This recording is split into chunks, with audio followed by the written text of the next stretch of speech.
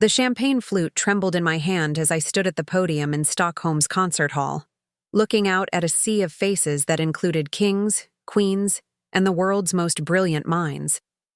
But the only faces I was searching for weren't there. My family, the people who had once told me I'd never amount to anything, were probably sitting around their perfectly set Thanksgiving table right now, completely unaware that their failure daughter was about to accept the Nobel Prize in chemistry. 3 years. It had been 3 years since my father Zachary looked me dead in the eye and said those words that still echoed in my mind. No failures allowed at this table, Diane. Come back when you've actually accomplished something worthwhile. I'd love to know which corner of the globe you're watching from. And if this story speaks to you, make sure to subscribe. Tomorrow's video is one you absolutely can't miss. My story doesn't begin with betrayal. It begins with curiosity. I was 7 years old, crouched in our backyard in suburban Phoenix, Arizona, watching ants carry crumbs 3 times their body weight. Most kids would have gotten bored and moved on to something else. But I was mesmerized. How could something so small be so strong? What made their bodies work differently than mine? Diane, stop playing in the dirt and come inside, my mother Ruth called from the kitchen window. Even then, she had this way of making my interests sound trivial, like they were just phases to grow out of. But grandmother Isabella was different. When my parents weren't looking, she'd crouch down beside me in that garden, her weathered hands pointing out different insects and plants. "Every living thing has secrets, little one," she'd whisper, her voice carrying the faint accent she'd brought from her childhood in rural Montana. "The world is full of mysteries waiting for someone curious enough to solve them." Isabella had been a teacher before she married my grandfather, back when women weren't expected to have careers that lasted beyond motherhood. She'd given up her dreams of becoming a scientist herself, but she saw something in me that my parents seemed determined to ignore. The Hartwell family had always been about appearances and conventional success. My father Zachary worked as a regional manager for a pharmaceutical company, ironic, considering where my life would eventually lead. He wore the same navy suits every week, drove the same route to work every day, and expected his children to follow equally predictable paths. My mother Ruth managed the household with military precision. Everything had its place, including us kids. Sarah, my older sister by 3 years, was the golden child from birth. She had perfect grades, perfect manners, and perfect friends. She never questioned anything, never pushed boundaries, never embarrassed the family by asking too many questions or spending too much time on weird hobbies. Then there was Harold, 2 years younger than me. Even as a child, he had this natural charm that made adults smile and nod approvingly. He was athletic, popular, and had an easy way of making friends wherever he went. Harold could get away with almost anything because he knew exactly what to say to smooth things over. And then there was me, the middle child who collected beetles in mason jars and spent hours reading about molecular structures in books I checked out from the library. The one who asked endless questions about how things worked, why plants grow toward light, and what made different chemicals react with each other. "Why can't you be more like Sarah?" became my mother's favorite refrain. "She's focused on practical things. She's going to make something of herself." Sarah was planning to become a nurse, a respectable career that my parents could brag about to their friends. She'd marry someone stable, have children, and continue the cycle of conventional expectations. There was nothing wrong with that path, but it felt like wearing shoes that were 3 sizes too small. The first real crack in my relationship with my family appeared when I was 14. I'd been accepted into a special summer program at Arizona State University for gifted students interested in science. It was an incredible opportunity. 6 weeks of advanced chemistry and biology courses taught by actual professors. I ran home with the acceptance letter, practically vibrating with excitement. This was it, my chance to dive deeper into the subjects. That fascinated me, To be around other kids who shared my passions? Absolutely not, my father said without even reading the full letter. You're not spending your summer in some lab playing with chemicals. You'll get a job like Sarah did, something that teaches you real responsibility. But Dad, this could help me get into a good college. It's exactly what I want to study. What do you want? He looked at me like I'd spoken in a foreign language. Diane, you're 14 years old. You don't know what you want. These science fantasies are fine as hobbies, but they're not going to pay the bills or give you a stable future. I appealed to my mother, hoping she might understand. Ruth was organizing the spice cabinet, her back turned to me as she spoke. Your father's right, sweetheart. That program sounds very intense. Wouldn't you rather spend the summer doing normal teenage things? Maybe we could sign you up for some cooking classes, or you could help Sarah with her summer job at the boutique. The boutique, where Sarah folded clothes and chatted with customers about the latest fashion trends. The thought of spending my summer there instead of learning about molecular bonding made my chest feel tight. What about Grandma Isabella? She thinks. I should do the program. My father's jaw tightened. Your grandmother fills your head with unrealistic ideas. She never learned the value of practical thinking, and look where it got her. Dependent on us in her old age instead of having built something stable for herself. That night, I lay in bed staring at the acceptance letter by lamplight. 6 weeks of chemistry and biology, taught by real professors, surrounded by other kids who might actually understand why I found science so fascinating. 6 weeks of learning things that could change the trajectory of my entire life. Isabella found me the next morning, sitting on the back porch with the letter crumpled in my lap. They said no, I told her, not trusting my voice to stay steady. She sat down beside me, her arthritic hands smooth against mine. Sometimes, little one, the people who love us most are the ones who understand us least. They think I'm wasting my time. They think science is just a phase I'll grow out of. Isabella was quiet for a long moment, watching a cardinal build its nest in the mesquite tree. I once had a chance to study botany at the university, she said finally. This was 1952, and women weren't exactly encouraged to pursue careers in science.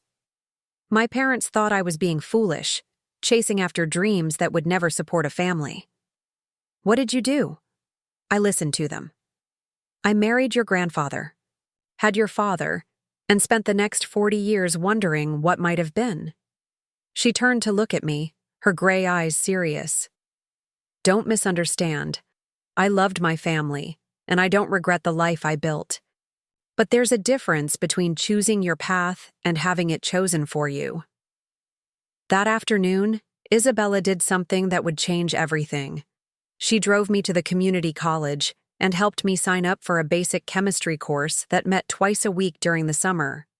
It wasn't the intensive program I'd been accepted to, but it was something. This stays between us, she said as we walked back to her old Buick. Sometimes you have to find ways to water your own garden, even when everyone else thinks you're planting weeds. The chemistry course was taught by Dr. Martinez, a professor who'd recently retired from the university but still loved teaching.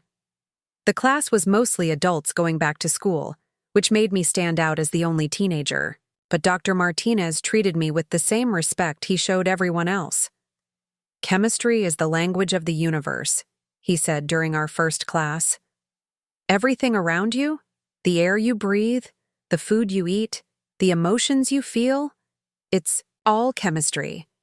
If you can understand this language, you can understand how the world really works. For the first time in my life, I was surrounded by people who found these concepts as fascinating as I did. We talked about atomic structures and chemical bonds, about how understanding molecular interactions could lead to breakthroughs in medicine, environmental science, and technology. My parents never asked about my summer activities. They assumed I was just hanging around the house or maybe helping Isabella with her garden. Sarah was busy with her boutique job and her friends, and Harold was consumed with baseball camp. Everyone was following their assigned roles in the family dynamic, but I was learning about stoichiometry and thermodynamics. I was conducting actual experiments, watching chemical reactions unfold in real time, beginning to understand the fundamental forces that governed everything from the rust on our garden gate to the complex proteins that made life possible. The course ended in August, but Dr. Martinez pulled me aside during our final class. "Diane, you have a natural aptitude for this subject that I rarely see, especially in someone your age. Have you thought about what you want to study in college?" "My parents want me to choose something practical, maybe business or nursing." He frowned. "Those are fine careers, but they'd be wasting your potential. You think like a scientist. You ask the right questions, you're not satisfied with surface-level answers, and you have the patience to work through complex problems." He handed me a business card. "I want you to stay in touch. When you're ready to apply to colleges, I'd be happy to write you a recommendation letter." I walked home that evening with Dr. Martinez's business card in my pocket, feeling like I was carrying a secret weapon. For the first time, an adult who wasn't related to me had seen my potential and taken it seriously. But that feeling of validation was about to collide head-on with my family's expectations. Senior year of high school arrived like a countdown timer. College applications, career decisions, the constant pressure to figure out what I wanted to do with the rest of my life. Except I already knew what I wanted to do. I wanted to study chemistry, maybe biochemistry, and eventually conduct research that could make a real difference in the world. The problem was convincing my parents to support that dream. Chemistry? My father laughed when I brought it up during dinner one October evening. "Diane, be realistic. What are you going to do with a chemistry degree? Teach high school? Work in some lab making minimum wage?" "There are lots of career paths in chemistry, Dad. Pharmaceutical research, environmental science, forensic analysis. A lot of love and effort went into bringing this story to life. If you're enjoying it, we'd be so grateful if you'd subscribe to our channel. Now, back to where we left off. Those are jobs for other people. People with connections, people whose families can support them through years of graduate school, and unpaid internships." He cut into his pork chop with more force than necessary. "We're middle class, Diane. We can afford to send you to college, but you need to choose something that guarantees a steady income." Sarah looked up from her salad. "Why don't you consider nursing like we talked about? It's stable, respectable, and there are always job openings. Plus, you'd be helping people. I could help people through chemistry too. Medical research, developing new treatments." "That's not realistic," my mother interjected. "Those kinds of breakthroughs are made by genius-level scientists at major universities. You're a smart girl, but you need to be practical about your limitations." Limitations. The word hit me like a physical blow. My own mother was telling me I wasn't smart enough to pursue the field that fascinated me most. Harold, now 16 and full of the confidence that came with being the family favorite, chimed in. "Come on, Diane. You're making this way more complicated than it needs to be. Just pick something safe and move on.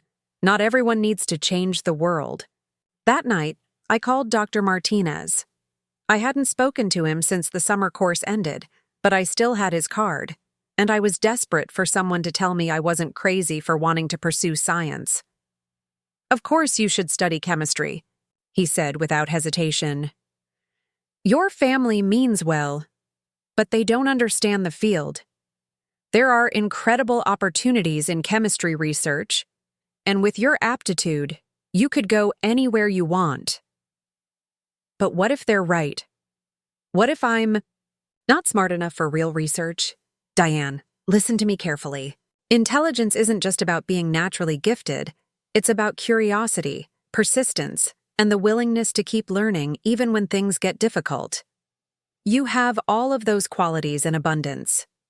He spent the next hour helping me research chemistry programs at different universities, talking about scholarship opportunities and research paths I'd never even considered.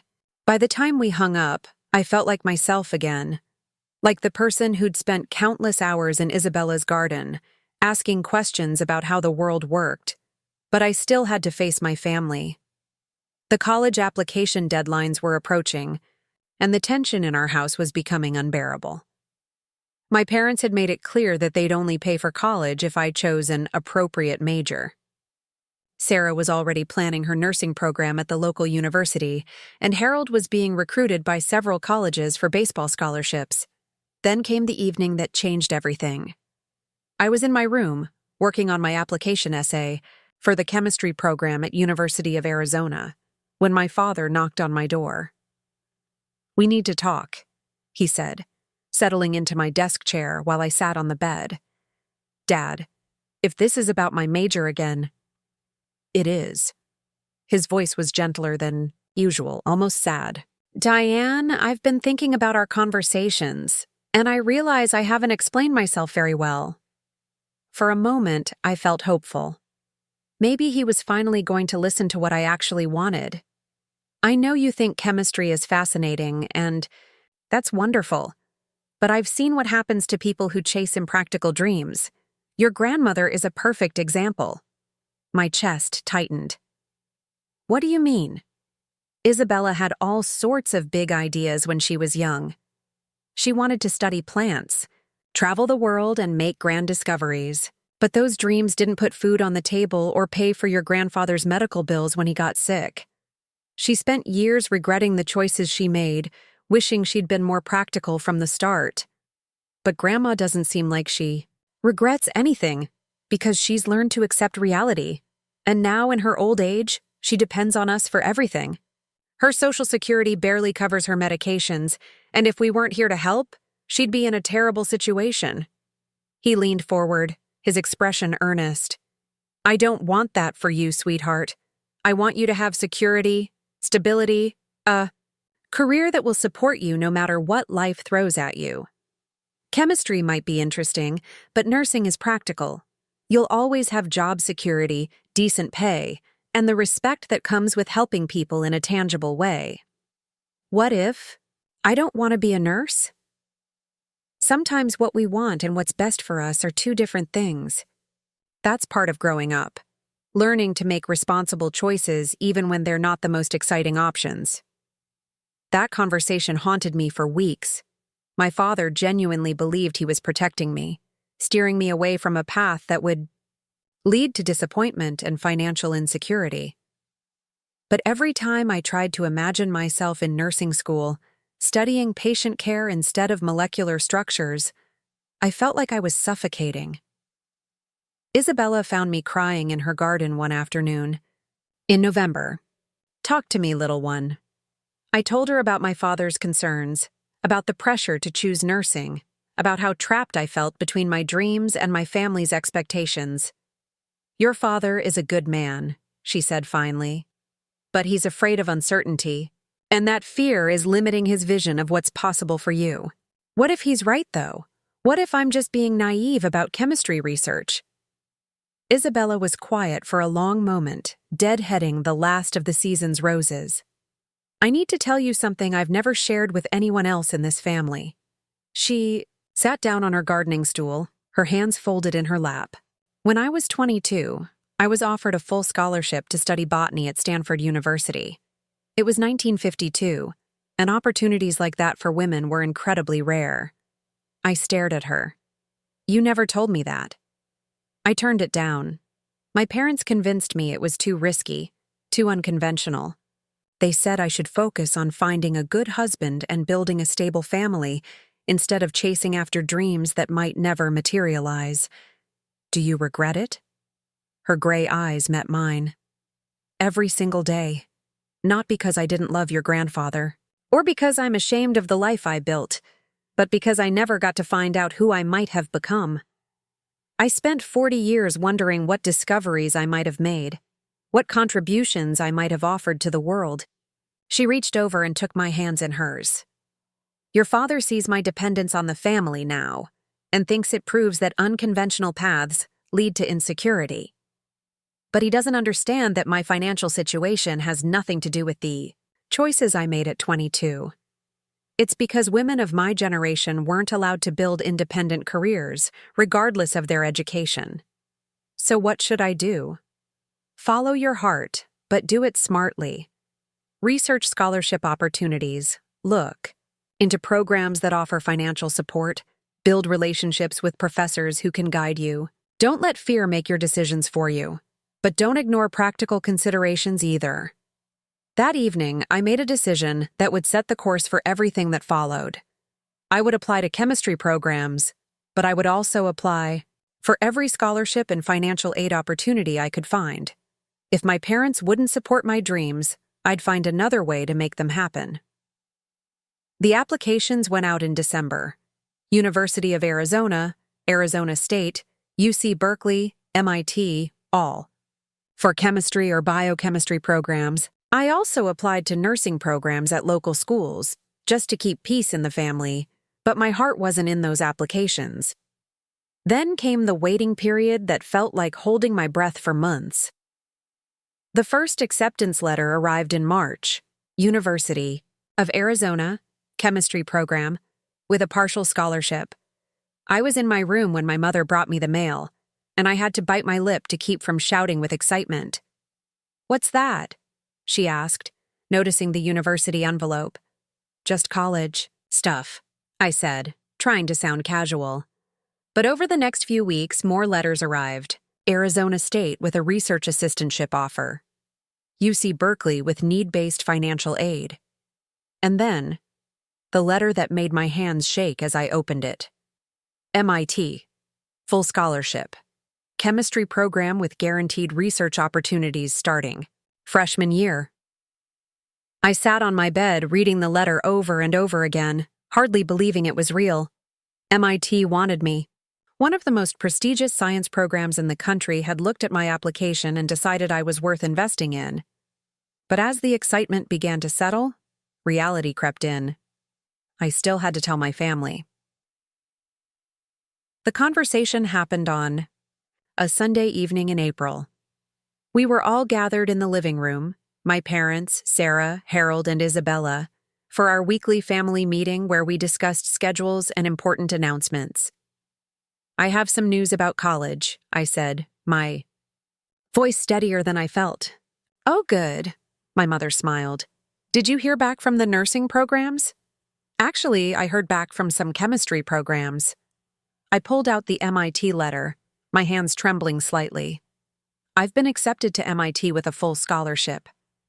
The problem was convincing my parents to support that dream. Chemistry? My father laughed when I brought it up during dinner one October evening. "Diane, be realistic. What are you going to do with a chemistry degree? Teach high school? Work in some lab making minimum wage? There are lots of career paths in chemistry, Dad. Pharmaceutical research, environmental science, forensic analysis. A lot of love and effort went into bringing this story to life. If you're enjoying it, we'd be so grateful if you'd subscribe to our channel. Now, back to where we left off. Those are jobs for other people. People with connections, people whose families can support them through years of graduate school, and unpaid internships." He cut into his pork chop with more force than necessary. "We're middle class, Diane. We can afford to send you to college, but you need to choose something that guarantees a steady income." Sarah looked up from her salad. "Why don't you consider nursing like we talked about? It's stable, respectable, and there are always job openings. Plus, you'd be helping people." I could help people through chemistry too. Medical research, developing new treatments. "That's not realistic," my mother interjected. "Those kinds of breakthroughs are made by genius-level scientists at major universities. You're a smart girl, but you need to be practical about your limitations." Limitations. The word hit me like a physical blow. My own mother was telling me I wasn't smart enough to pursue the field that fascinated me most. Harold, now 16 and full of the confidence that came with being the family favorite, chimed in. "Come on, Diane. You're making this way more complicated than it needs to be. Just pick something safe and move on. Not everyone needs to change the world." That night, I called Dr. Martinez. I hadn't spoken to him since the summer course ended, but I still had his card, and I was desperate for someone to tell me I wasn't crazy for wanting to pursue science. "Of course you should study chemistry," he said without hesitation. "Your family means well, but they don't understand the field. There are incredible opportunities in chemistry research, and with your aptitude, you could go anywhere you want. But what if they're right? What if I'm not smart enough for real research?" Diane, listen to me carefully. Intelligence isn't just about being naturally gifted. It's about curiosity, persistence, and the willingness to keep learning even when things get difficult. You have all of those qualities in abundance. He spent the next hour helping me research chemistry programs at different universities, talking about scholarship opportunities and research paths I'd never even considered. By the time we hung up, I felt like myself again. Like the person who'd spent countless hours in Isabella's garden, asking questions about how the world worked. But I still had to face my family. The college application deadlines were approaching, and the tension in our house was becoming unbearable. My parents had made it clear that they'd only pay for college if I chose an appropriate major. Sarah was already planning her nursing program at the local university, and Harold was being recruited by several colleges for baseball scholarships. Then came the evening that changed everything. I was in my room, working on my application essay for the chemistry program at University of Arizona, when my father knocked on my door. "We need to talk," he said, settling into my desk chair while I sat on the bed. "Dad, if this is about my major again, it is." His voice was gentler than usual, almost sad. "Diane, I've been thinking about our conversations, and I realize I haven't explained myself very well." For a moment, I felt hopeful. Maybe he was finally going to listen to what I actually wanted. "I know you think chemistry is fascinating, and that's wonderful. But I've seen what happens to people who chase impractical dreams. Your grandmother is a perfect example." My chest tightened. "What do you mean?" "Isabella had all sorts of big ideas when she was young. She wanted to study plants, travel the world, and make grand discoveries. But those dreams didn't put food on the table or pay for your grandfather's medical bills when he got sick. She spent years regretting the choices she made, wishing she'd been more practical from the start. But Grandma doesn't seem like she regrets anything, because she's learned to accept reality. And now, in her old age, she depends on us for everything. Her Social Security barely covers her medications, and if we weren't here to help, she'd be in a terrible situation." He leaned forward, his expression earnest. "I don't want that for you, sweetheart. I want you to have security, stability, a career that will support you no matter what life throws at you. Chemistry might be interesting, but nursing is practical. You'll always have job security, decent pay, and the respect that comes with helping people in a tangible way." "What if I don't want to be a nurse?" "Sometimes what we want and what's best for us are two different things. That's part of growing up, learning to make responsible choices even when they're not the most exciting options." That conversation haunted me for weeks. My father genuinely believed he was protecting me, steering me away from a path that would lead to disappointment and financial insecurity. But every time I tried to imagine myself in nursing school, studying patient care instead of molecular structures, I felt like I was suffocating. Isabella found me crying in her garden one afternoon. In November, "Talk to me, little one." I told her about my father's concerns, about the pressure to choose nursing, about how trapped I felt between my dreams and my family's expectations. "Your father is a good man," she said finally. "But he's afraid of uncertainty, and that fear is limiting his vision of what's possible for you." What if he's right, though? What if I'm just being naive about chemistry research? Isabella was quiet for a long moment, deadheading the last of the season's roses. "I need to tell you something I've never shared with anyone else in this family." She sat down on her gardening stool, her hands folded in her lap. "When I was 22, I was offered a full scholarship to study botany at Stanford University. It was 1952, and opportunities like that for women were incredibly rare. I stared at her. You never told me that. I turned it down. My parents convinced me it was too risky, too unconventional. They said I should focus on finding a good husband and building a stable family instead of chasing after dreams that might never materialize. Do you regret it? Her gray eyes met mine. Every single day. Not because I didn't love your grandfather, or because I'm ashamed of the life I built, but because I never got to find out who I might have become. I spent 40 years wondering what discoveries I might have made, what contributions I might have offered to the world. She reached over and took my hands in hers. Your father sees my dependence on the family now and thinks it proves that unconventional paths lead to insecurity. But he doesn't understand that my financial situation has nothing to do with the choices I made at 22. It's because women of my generation weren't allowed to build independent careers, regardless of their education. So what should I do? Follow your heart, but do it smartly. Research scholarship opportunities. Look into programs that offer financial support. Build relationships with professors who can guide you. Don't let fear make your decisions for you, but don't ignore practical considerations either. That evening, I made a decision that would set the course for everything that followed. I would apply to chemistry programs, but I would also apply for every scholarship and financial aid opportunity I could find. If my parents wouldn't support my dreams, I'd find another way to make them happen. The applications went out in December. University of Arizona, Arizona State, UC Berkeley, MIT, all for chemistry or biochemistry programs. I also applied to nursing programs at local schools, just to keep peace in the family, but my heart wasn't in those applications. Then came the waiting period that felt like holding my breath for months. The first acceptance letter arrived in March. University of Arizona, chemistry program, with a partial scholarship. I was in my room when my mother brought me the mail, and I had to bite my lip to keep from shouting with excitement. "What's that?" she asked, noticing the university envelope.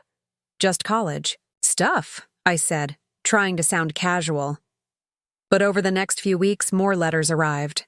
Arizona State with a research assistantship offer, UC Berkeley with need-based financial aid, and then, the letter that made my hands shake as I opened it, MIT, full scholarship, chemistry program with guaranteed research opportunities starting freshman year. I sat on my bed reading the letter over and over again, hardly believing it was real. MIT wanted me. One of the most prestigious science programs in the country had looked at my application and decided I was worth investing in. But as the excitement began to settle, reality crept in. I still had to tell my family. The conversation happened on a Sunday evening in April. We were all gathered in the living room, my parents, Sarah, Harold, and Isabella, for our weekly family meeting where we discussed schedules and important announcements. "I have some news about college," I said, my voice steadier than I felt. "Oh, good," my mother smiled. "Did you hear back from the nursing programs?" "Actually, I heard back from some chemistry programs." I pulled out the MIT letter, my hands trembling slightly. "I've been accepted to MIT with a full scholarship." The room went completely silent. Sarah's mouth fell open. Harold stopped fidgeting with his baseball. My parents just stared at me like I'd announced I was moving to Mars. "MIT?" my father said finally. "You applied to MIT?" "Yes, and several other schools for chemistry programs. I got into most of them, but MIT offered the best package." "Diane," my mother's voice was sharp. "We talked about this. We agreed you were going to study nursing." "You agreed. I never did." "You applied behind our backs?" My father's voice was rising. "After everything we discussed about making responsible choices?" I did make a responsible choice. I applied for financial aid, I researched career prospects, I even applied to nursing programs like you wanted, but I also applied to study what I'm actually passionate about, Sarah finally found her voice. MIT is in Massachusetts. You can't go to school on the other side of the country. Why not? Because... She struggled for words. Because that's not what people like us do. We stay close to family, we choose practical careers, we don't go chasing after impossible dreams. It's not impossible if they accepted me and offered me a scholarship. My father stood up, pacing to the window and back. Do you have any idea how difficult those programs are? The dropout rate for chemistry PhD programs is enormous. You could spend years working toward something that never materializes. Or, I could spend years working toward something incredible. And what happens when you burn out? What happens when you realize you're not cut out for that level of competition? You'll be thousands of miles from home with no support system and no backup plan. I'll figure it out. No, he said firmly. Absolutely not. I'm not watching you throw your life away on some fantasy about becoming a famous scientist. You're 18 years old. You don't understand the real world yet. The argument continued for over an hour. My parents threw out every concern I could think of. The distance, the difficulty, the uncertainty of research careers, the cost of living in Boston. Sarah and Harold mostly stayed quiet, but I could see the disapproval in their faces. Only Isabella remained silent through the entire discussion, her gray eyes moving between me and my parents with an expression I couldn't read. Finally, my father played what he thought was his winning card. If you insist on going down this path, you'll do it without our support. We're not paying for flights home for holidays, we're not sending care packages, and we're not bailing you out when reality hits and you realize you've made a mistake. I'm not asking you to pay for anything. The scholarship covers tuition, housing, and meal plans. I can work part-time for spending money. It's not just about money, Diane. If you choose this path, you're choosing to prioritize your selfish dreams over your family relationships. You're choosing to become someone we don't recognize. The words hung in the air like a threat. Choose chemistry, lose your family. So you're saying I have to give up everything I'm passionate about to earn your approval? We're saying you need to grow up and make adult decisions instead of chasing after childhood fantasies.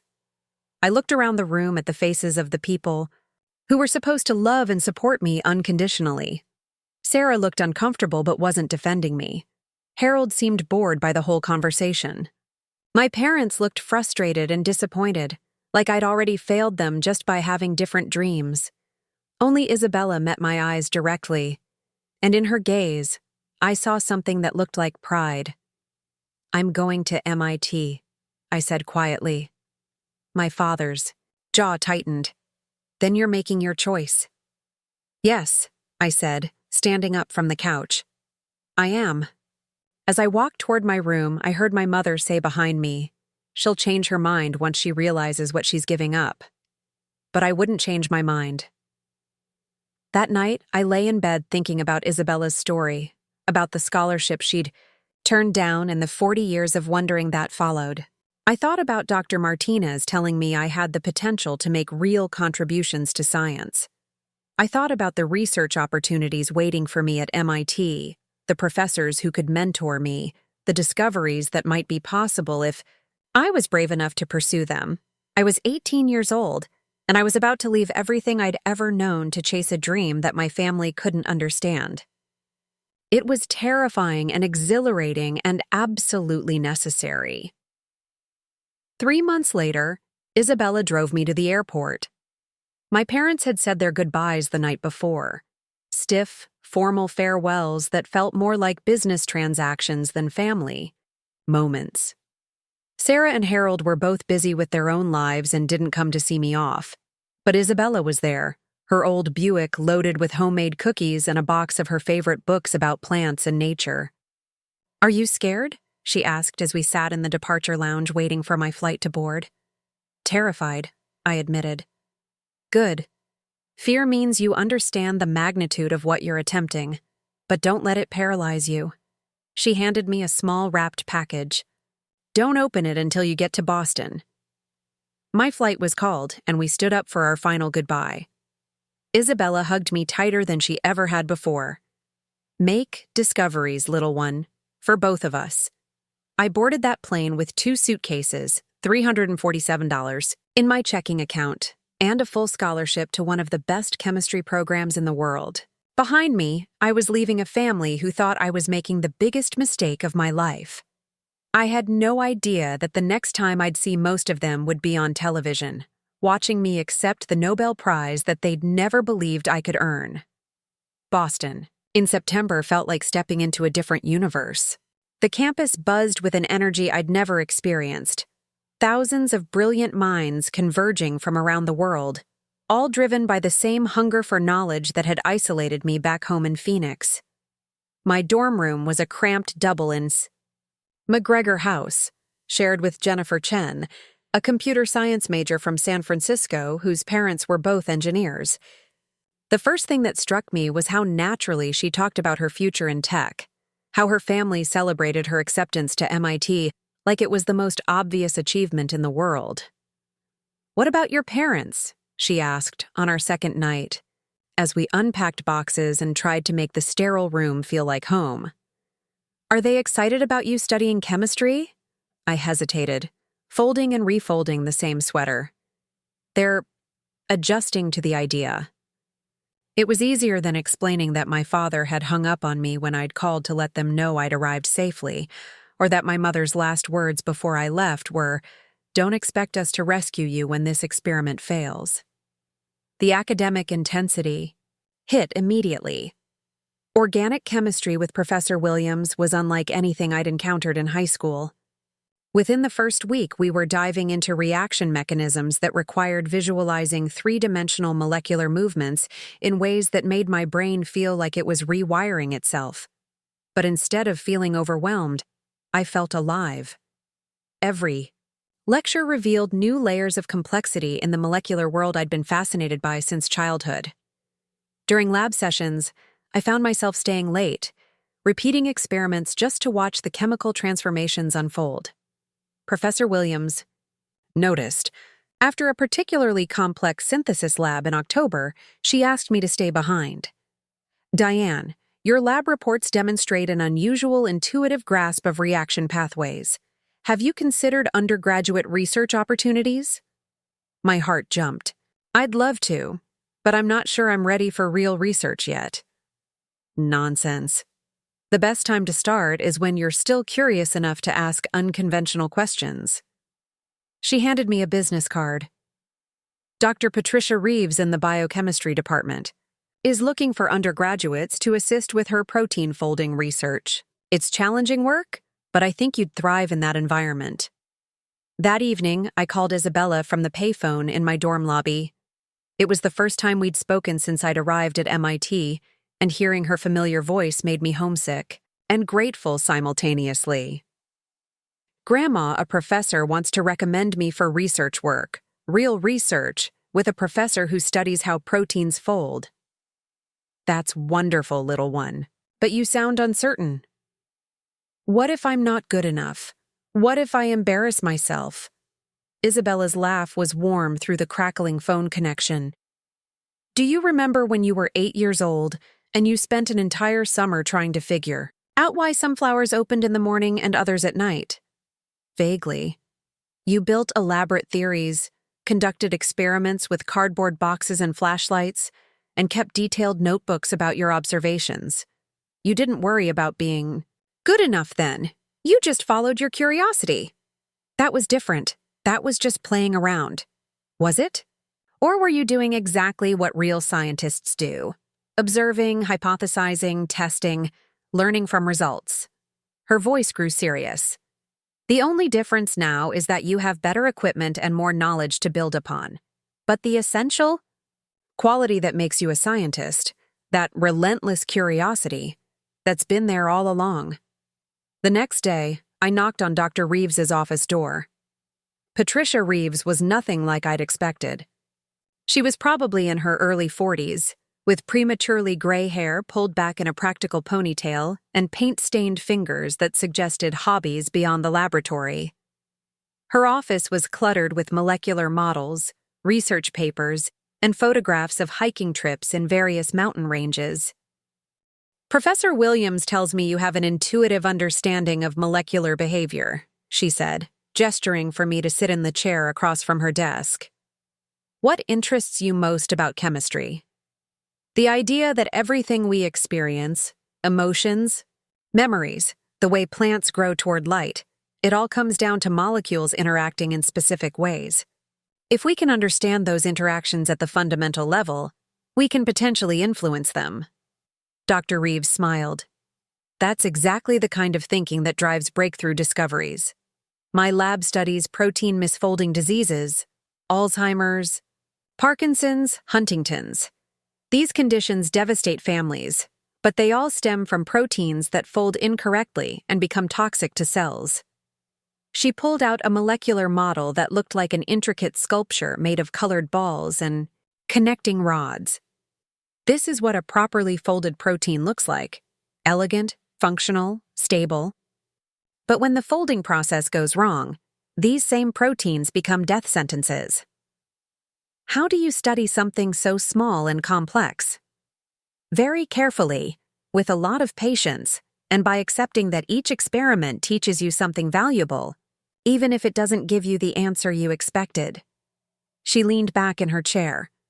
"I'm starting a new project investigating how specific molecular chaperones assist in protein folding. It's foundational work that might not yield dramatic results for years, but it could eventually lead to treatments for neurodegenerative diseases. I'd love to be involved."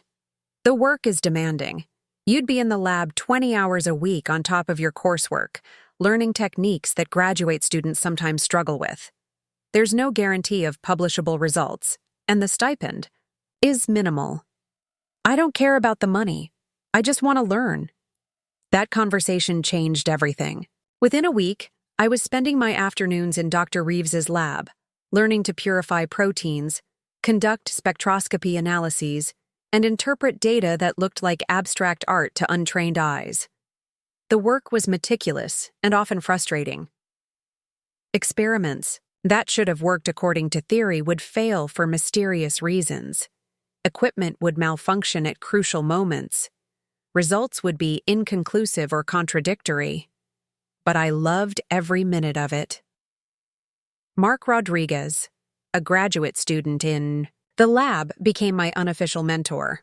He taught me the practical skills that textbooks couldn't convey: how to troubleshoot when reactions went wrong, how to read the subtle signs that indicated whether an experiment was proceeding correctly, how to maintain detailed lab notebooks that captured not just data, but the thinking behind each decision. "Research is like detective work," he explained one evening as we waited for a protein crystallization experiment to complete. "You're gathering clues about how nature works, but nature doesn't give up her secrets easily.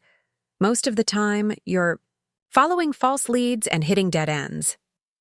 "Then how do you know when you're making progress?" "Sometimes you don't, until suddenly everything clicks into place, and you understand something fundamental that no one has ever understood before." His eyes lit up. "That moment of discovery, when you realize you're the first person in human history to know this particular truth about how the universe works, it's addictive." By spring semester, I was contributing original ideas to the research project. Dr. Reeves began including me in lab meetings where graduate students and postdocs discussed their work, and I found myself holding my own in conversations about molecular dynamics and experimental design.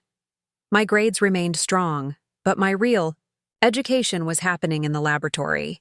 I was learning to think like a scientist, to question assumptions, design rigorous experiments, interpret complex data, and communicate findings clearly. But success at MIT came with a price. The emotional distance from my family was growing, wider every month. My attempts to share my excitement about research were met with polite disinterest during our increasingly rare phone calls. When I tried to explain the significance of a breakthrough in protein folding mechanisms, my mother would change the subject to Sarah's nursing program or Harold's baseball achievements. "That's nice, dear," became her standard response to any mention of my academic work. The real breaking point came during Thanksgiving of my sophomore year. I'd been invited to spend the holiday with Jennifer's family in San Francisco, but I'd decided instead to fly home to Phoenix. I missed Isabella terribly, and part of me hoped that 2 years of distance might have softened my parents' disapproval. The atmosphere at home was strained from the moment I walked through the door. Sarah, now in her final year of nursing school, dominated dinner conversations with stories about clinical rotations and job prospects. Harold, thriving in his sophomore year at Arizona State, regaled everyone with tales of fraternity parties and baseball victories. When they asked about my experiences at MIT, I tried to share some of the excitement I felt about my research work. "We're studying how molecular chaperones help proteins fold correctly," I began enthusiastically. "It's incredible. These helper molecules essentially act as guides, preventing misfolding that can lead to neurodegenerative diseases." My father set down his fork. "Are you getting paid for this research?" "There's a small stipend, but that's not really the point." "So you're working for free, studying something that might lead to treatments someday, maybe, if you're lucky." "Dad, this is how scientific progress works. Basic research today becomes medical breakthroughs tomorrow." Meanwhile, Sarah's already lined up a job at Phoenix General Hospital with full benefits and a starting salary of $55,000. Sarah smiled proudly. "I'll be working in the cardiac unit. Real patients, real impact, immediate results." The comparison hung in the air like a challenge. Sarah was following a clear, practical path with guaranteed outcomes. I was pursuing abstract research with uncertain applications. "I'm making an impact too," I said quietly. "Maybe not immediately, but—" "Maybe is the key word," my mother interjected. "Sarah knows exactly where she'll be in 5 years. You're gambling your entire future on research that might never amount to anything." The conversation continued in this vein throughout the weekend. Every aspect of my MIT experience was subjected to skeptical scrutiny. The cost of living in Boston, the competitive academic environment, the uncertainty of career prospects in research science. But the moment that crystallized everything happened on Sunday morning. Isabella and I were sitting in her garden, now dormant for winter, but still peaceful. I was telling her about the protein folding research, about the possibility of contributing to treatments for diseases that had previously been incurable. "You've found your calling," she said simply. "I think so. But the family doesn't understand why I'm choosing such an uncertain path." "They're afraid," Isabella said, pulling her shawl tighter against the November chill. "Your father sees uncertainty as danger. Your mother sees unconventional choices as threats to social standing. They want to protect you from potential failure, but they're also protecting themselves from having to defend your choices to their friends and colleagues. What should I do? Keep following your heart. Keep asking the important questions. Keep working toward discoveries that could help people." She took my hand in hers. "And don't let their fear limit your vision of what's possible." That afternoon, my father asked to speak with me privately in his study. "Diane, I've been thinking about your situation at MIT." For a moment, I felt hopeful. Maybe he was finally ready to understand what I was working toward. "I think it's time for you to transfer to a school closer to home and choose a more practical major." My heart sank. "Dad, I'm doing well at MIT. My research is going incredibly well. And you're living in a fantasy world. Do you know what the average salary is for research scientists? Do you know how competitive those jobs are? You could spend a decade getting a PhD and then struggle to find stable employment. Some things are worth the risk." "No," he said firmly. "Nothing is worth sacrificing your financial security and family relationships. You've proven you're smart enough to succeed in any field. Why not choose one that offers stability and respect?" "Because I don't want stability and respect. I want to make discoveries that matter." He looked at me like I'd spoken in a foreign language. "You want to make discoveries that matter?" Sarah is going to save lives as a nurse. Harold is going to build a successful business career. Those are contributions that matter. And what I'm doing doesn't matter? What you're doing is self-indulgent intellectual masturbation that will leave you broke and alone in your 30s. The words hit like a physical blow. My own father had just dismissed everything I cared about as self-indulgent masturbation. I can't believe you just said that. Someone needs to tell you the truth. You're wasting your intelligence on pursuits that will never provide the life you deserve. I stood up from his desk chair, my hands trembling with anger and hurt. The life I deserve? Or the life you want me to have? They should be the same thing. That evening, the family gathered for our traditional Sunday dinner, but the atmosphere was toxic with unspoken tension. Sarah and Harold seemed to sense the conflict but didn't know how to address it. My mother kept making pointed comments about the importance of practical decision-making. Finally, my father made an announcement that would change everything. Your mother and I have been discussing Diane's situation, and we've decided that if she insists on continuing down this impractical path, she's no longer welcome at family gatherings. The room went completely silent. Even Sarah and Harold looked shocked. We love you, he continued, but we can't continue to enable choices that we fundamentally disagree with. If you want to waste your life chasing impossible dreams, you'll do it without our support or approval. You're disowning me because I'm studying chemistry? We're setting boundaries. When you're ready to make responsible adult decisions, you'll be welcome back in this family. Isabella, who had been quiet throughout dinner, finally spoke. Zachary, this is a mistake. Mother, with respect, your advice got us into this situation in the first place. You filled Diane's head with unrealistic expectations. I filled her head with the belief that she could accomplish extraordinary things. And she's proving me right. She's proving that she inherited your tendency toward impractical dreaming.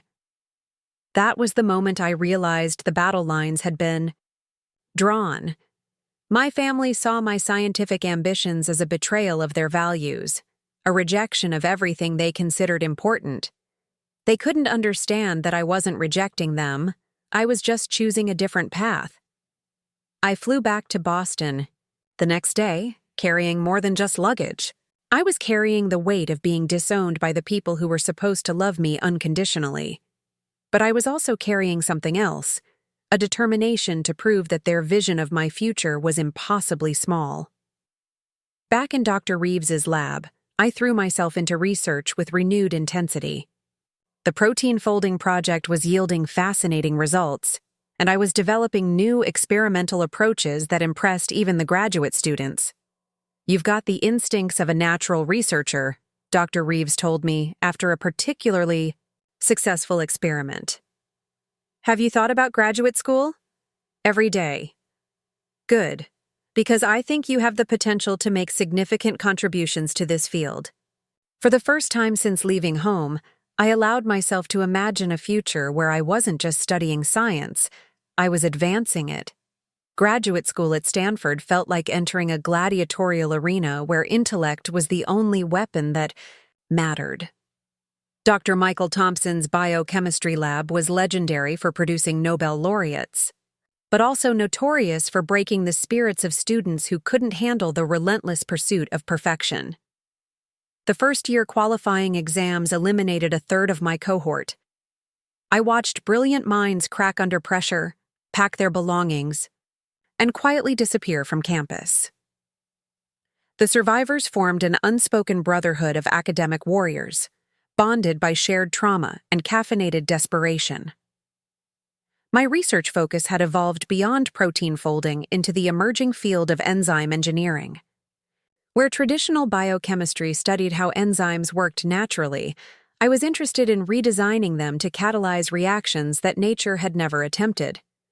It was molecular architecture at its most ambitious, building biological machines that could solve problems evolution hadn't encountered.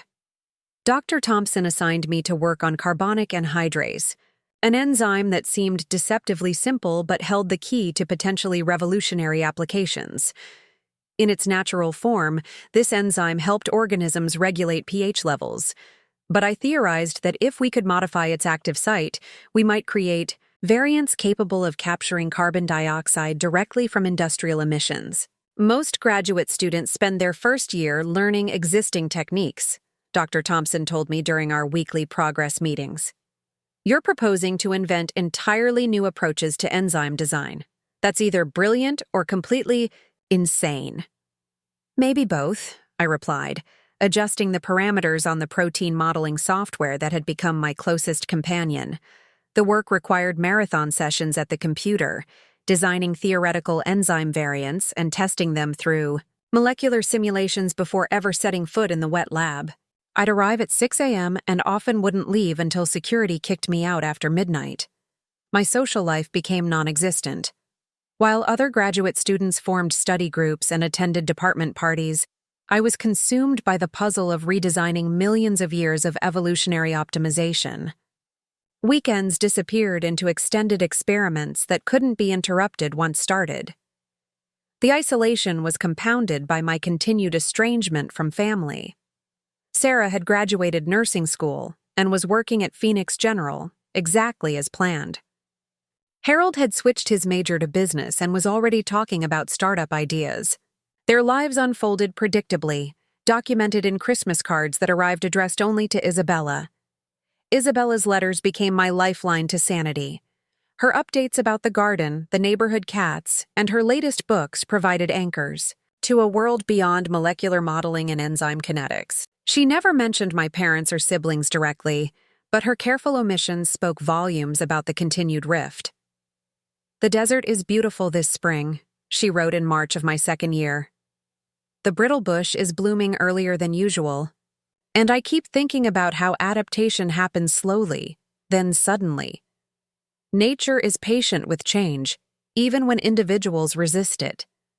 Her coded messages kept me grounded during the darkest periods of research frustration.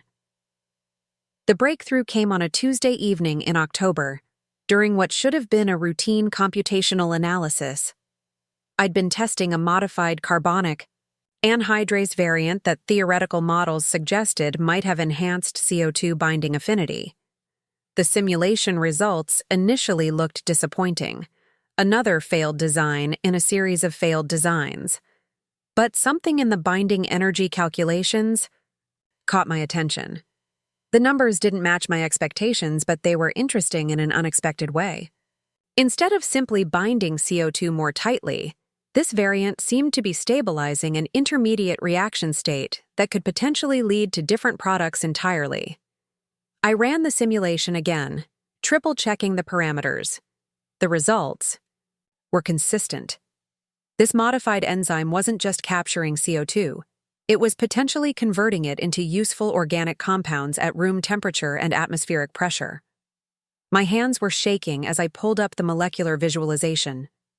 The active site I'd designed had created a microenvironment that could theoretically drive thermodynamically unfavorable reactions by coupling them to highly favorable binding interactions. If this was real, it represented a completely new approach to carbon capture and utilization. I spent the next 72 hours running every computational validation I could think of.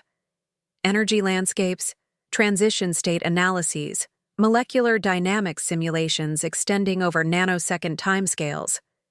Each test confirmed what seemed impossible. I'd accidentally designed an enzyme that could turn greenhouse gases into valuable chemicals using nothing more than ambient conditions. Dr. Thompson's response was characteristically skeptical. "Computational results are interesting, but biology is full of theoretical possibilities that fail in practice. Can you actually synthesize this variant?" The next 6 months were a blur of protein expression, purification, and characterization experiments. Each step confirmed what the computers had predicted. Not only did the modified enzyme work, but it performed better than theoretical models suggested possible. The implications were staggering. Industrial carbon capture typically required extreme temperatures and pressures. making it economically prohibitive for widespread deployment. But enzymatic conversion at room temperature could potentially transform the economics of carbon utilization completely. This isn't just a graduate thesis project anymore, Dr. Thompson told me as we reviewed the latest experimental data. This is potentially world-changing technology. Word began spreading through the scientific community.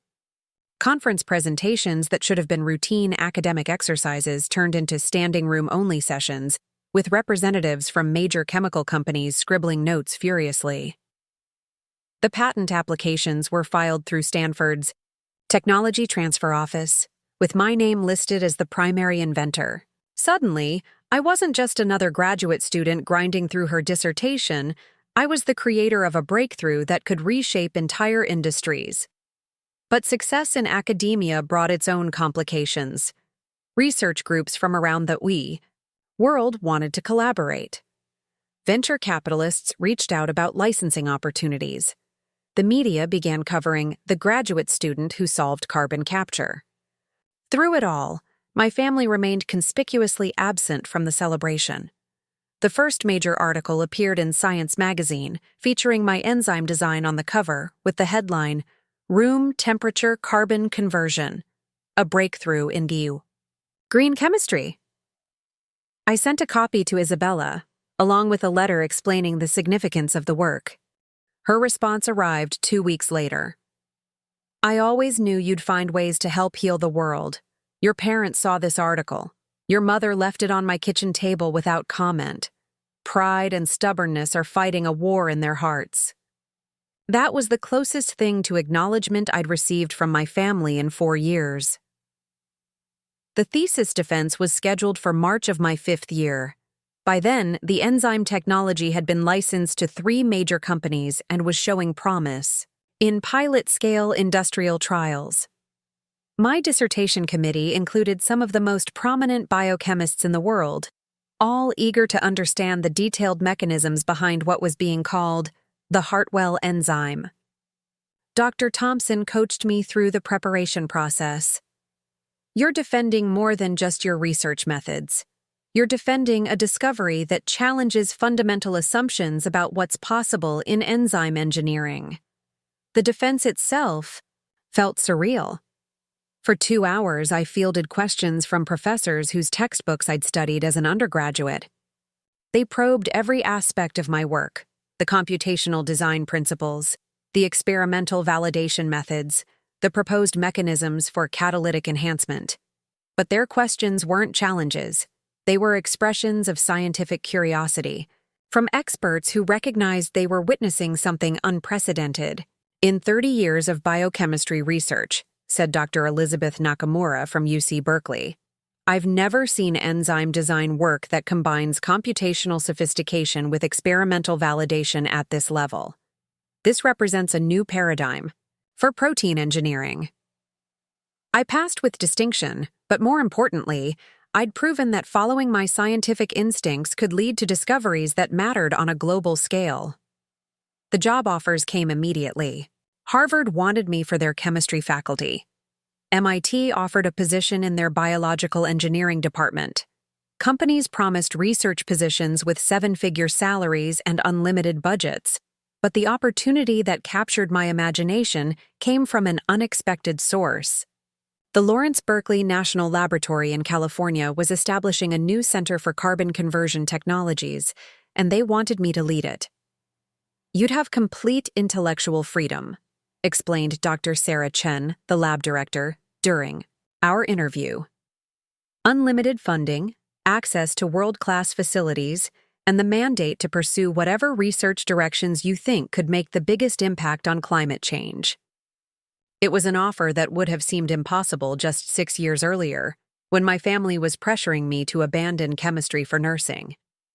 I accepted the position and moved to Berkeley, where I established a research group focused on expanding enzyme-based approaches to environmental challenges. The work was exhilarating, designing biological solutions to problems that had previously seemed intractable. Within 2 years, my lab had developed enzyme systems for converting plastic waste into biodegradable materials.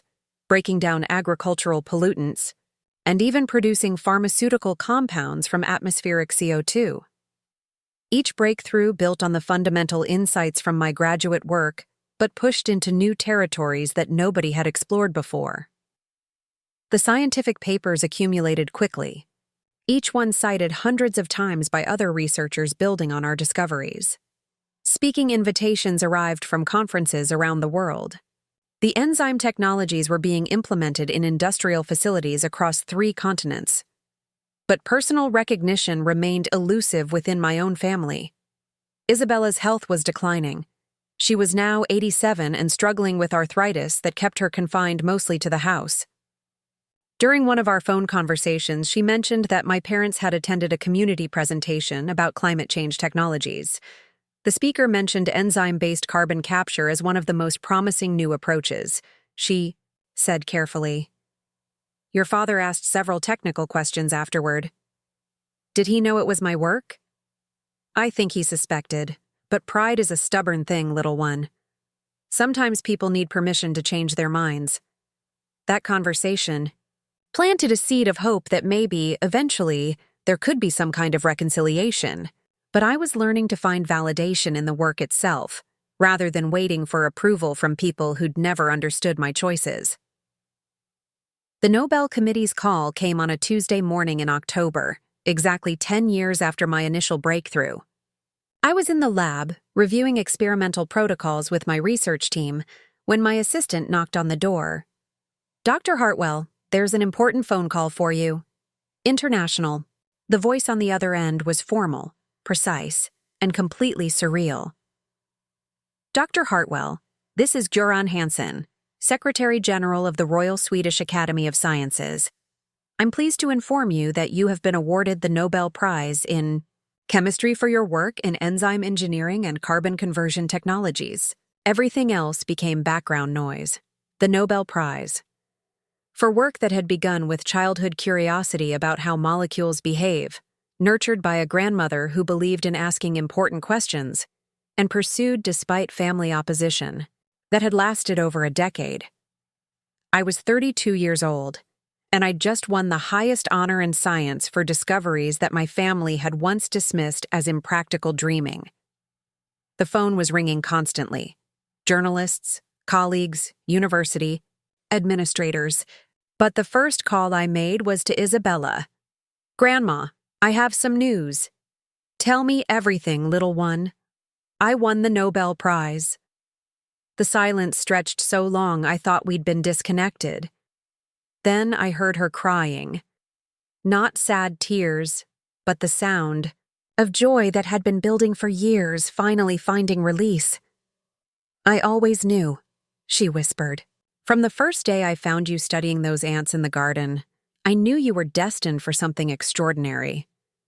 That evening, as news of the award spread through social media and news outlets, I wondered if my parents were watching. If they understood, finally, that the path they'd tried to prevent me from taking had led to recognition they'd never imagined possible. The Nobel ceremony was still 2 months away, but I was already composing the speech I'd give in Stockholm. A speech about following curiosity despite opposition, about the importance of asking questions that others consider impractical, about grandmother who plants seeds of possibility in gardens where everyone else sees only weeds. It would be the most important speech of my life, delivered to an audience that would definitely not include the family members who'd once banned me from Thanksgiving for refusing to abandon my dreams. The weeks following the Nobel announcement transformed my life into a carefully orchestrated whirlwind. Media interviews, university ceremonies, and congratulatory calls from world leaders filled every waking hour. The Berkeley lab installed additional phone lines just to handle the volume of requests for my time. But amid the chaos, one conversation stood out with stark clarity. Dr. Patricia Reeves, my undergraduate mentor from MIT, called 3 days after the announcement.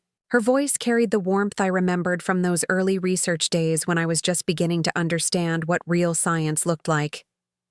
"Diane, I've been following your career since you left MIT, but I wanted you to hear this directly. From me. What you've accomplished represents everything I hoped you might achieve when you were that eager sophomore asking permission to join my lab. Dr. Reeves, none of this would have happened without those early opportunities you gave me. Nonsense. You had curiosity and persistence from the beginning. I just provided some equipment and guidance. She paused, and I could hear papers rustling in the background. But I'm calling about something else entirely. Have you heard from your family? The question caught me off guard. Not yet. Why? Because your Nobel Prize is front-page news in Phoenix. The Arizona Republic ran a full-feature story yesterday with the headline, "Local Woman Wins Nobel Prize for Climate Solution." They interviewed your high school chemistry teacher, your former colleagues, even quoted from some of your early research. Papers. My stomach tightened. Did they mention my family? That's the interesting part. They tried to contact your parents for comment, but according to the reporter, they declined to be interviewed. However, the article mentioned that you're a Phoenix native and graduated from Desert Vista High School. It's impossible for anyone in your hometown to miss the connection. That evening, I found myself staring at the online version of the Arizona Republic article. There was my senior yearbook photo next to a current image from a recent scientific conference. The contrast was jarring, the uncertain 18-year-old who'd left home to pursue an impossible dream, and the confident scientist who'd just received the highest honor in her field. The article was thorough, tracing my academic journey from MIT through Stanford to Berkeley. They'd interviewed Dr. Martinez, my community college chemistry instructor, who'd kept copies of my lab reports from that long-ago summer course. Diane had an exceptional ability to visualize molecular interactions, he was quoted as saying. Even at 14, she asked questions that graduate students might struggle with. I'm not surprised she's achieved this level of recognition. But the absence of family commentary spoke volumes. In a story celebrating the achievements of their hometown Nobel laureate, my parents had chosen silence over acknowledgement. The Nobel ceremony preparation consumed the following month. The Nobel Foundation's protocol officers coached me through the complex etiquette surrounding the Stockholm events. There would be the formal ceremony at the concert hall, followed by the traditional banquet at City Hall with the Swedish royal family and previous Nobel winners. You'll be seated at the head table with King Carl XVI, Gustav, and Queen Sylvia, explained Christina Anderson, my assigned protocol coordinator, during a video call from Stockholm. Your acceptance speech should be approximately 8 minutes, focusing on the significance of your research and its potential impact on global climate challenges. Will I have any guests there? Each laureate is allocated 10 invitations for family and close colleagues. Have you prepared your guest list? I stared at the form she'd sent, with spaces for 10 names and addresses. Dr. Thompson from Stanford was an obvious choice, along with Dr. Reeves and several key collaborators from Berkeley. But half the spaces remained empty, reserved for family, members who'd made it clear they wanted no part of my scientific journey. Isabella's health had deteriorated to the point where international travel was impossible. At 87, with severe arthritis and recent heart complications, the 13-hour flight to Stockholm was out of the question. I'll watch every moment on television, she assured me during one of our evening phone calls. The whole neighborhood is planning a viewing party at Mrs. Rodriguez's house. We'll be cheering louder than anyone in Stockholm. I wish you could be there, Grandma. I'll be there in spirit, little one, and in every word of your speech, because everything you've accomplished grew from seeds we planted together in that desert garden. 2 weeks before the ceremony, something unexpected happened. My research assistant knocked on my office door with an urgent expression. Dr. Hartwell, there's someone here to see you. He says he's your brother. Harold stood in the laboratory reception area, looking profoundly out of place among the high-tech equipment and scientific posters. At 30, he'd maintained the athletic build from his college baseball days, but his face carried a seriousness I'd never associated with my youngest sibling. Harold? I struggled to process his presence. What are you doing here? Can we talk? Privately? I led him to my office, closing the door behind us. We sat in awkward silence for several moments, the weight of 14 years of estrangement filling the space between us. I saw the Nobel Prize announcement, he said finally. Congratulations. Thank you. Diane, I need to tell you something that's been eating at me for years. He leaned forward, his hands clasped tightly. What happened at that Thanksgiving dinner when you were a sophomore? What Dad said about disowning you if you continued with chemistry? I should have spoken up. I should have defended you. The admission hung between us like a confession. You were 18 years old, Harold. You were just trying to survive in that family dynamic like the rest of us. No, that's not an excuse. I knew Dad was wrong. I knew you were brilliant and passionate about science, and I watched him crush that because it didn't fit his narrow vision of success. His voice cracked slightly. I've regretted my silence every day since then. Why are you telling me this now? Because I have a daughter. He pulled out his phone, showing me photos of a girl who couldn't have been more than 5 years old, with curly hair and an impish grin. Emma just started kindergarten, and she's already asking questions about everything: why the sky is blue, how plants grow, what makes cars move. She reminds me of you at that age. I studied the photos, seeing echoes of our family's features in this child I'd never met. When I think about someone discouraging her curiosity, the way Dad discouraged yours, it makes me physically sick. Harold's eyes met mine directly. I came here to apologize and to ask if you'd consider letting me bring Emma to Stockholm. The request caught me completely off guard. To the Nobel ceremony? She should see what's possible when someone follows their dreams despite opposition. She should know that her aunt won the Nobel Prize for asking the kinds of questions that adults sometimes try to discourage. What do your parents think about this? Harold's jaw tightened. They don't know I'm here. Mom and Dad are still convinced that acknowledging your success somehow validates choices they can't accept. But I'm done letting their stubbornness define our family relationships. And Sarah? Sarah's complicated. She's proud of you. She has been for years. But she's afraid of disrupting the family peace. She thinks that if she reaches out to you, it'll create more conflict with Mom and Dad.